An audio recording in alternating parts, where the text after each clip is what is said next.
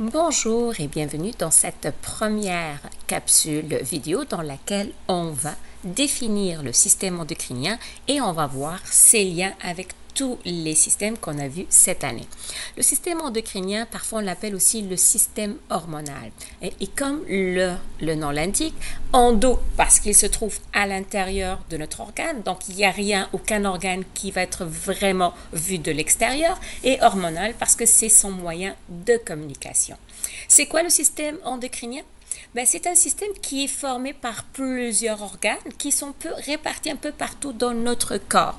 Je tiens quand même à rappeler que ce sont des organes qui vont porter le nom de glandes.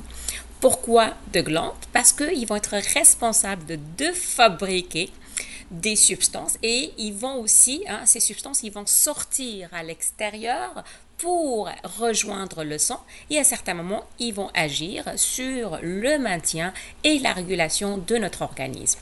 Donc, ce sont des organes qui produisent des substances un peu particulières et ces substances vont porter le nom d'hormones. Cette année, on a vu plusieurs systèmes biologiques du corps humain et dans chaque système, on a vu des organes, mais ces organes vont faire partie du système déjà vu, mais aussi vont faire partie du système endocrinien. On a déjà vu l'hypophyse, la thyroïde, les glandes surrénales, le pancréas et l'année dernière en secondaire 2, vous avez déjà parlé des ovaires et des testicules, ce qu'on appelle des gonades. On va voir aussi qu'ils font partie aussi du système endocrinien en plus de faire partie du système reproducteur. Première chose qu'on va commencer à définir, c'est quoi une hormone? Une hormone, c'est une substance chimique. Dans la plupart des cas, c'est une substance chimique sous forme liquide. Elle peut être de nature protéique, donc elle peut être une protéine, elle peut être de nature lipidique ou autre, ou une combinaison entre ces molécules ou d'autres. Cette substance, elle va être produite par un organe bien spécifique. Cet organe va porter le nom, ce qu'on appelle une glande.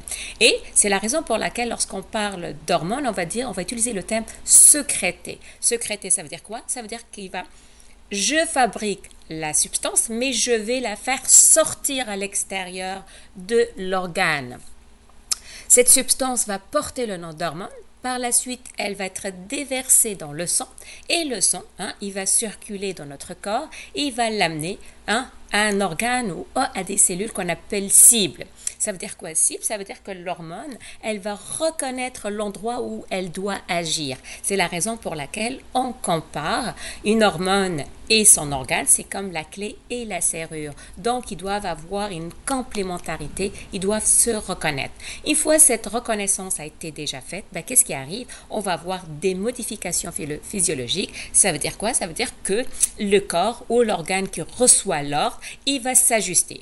Si, admettons, il y a beaucoup d'eau, il doit enlever, il a déjà subi l'ordre. Donc, il doit s'ajuster tout le temps pour garder l'équilibre dans notre organisme.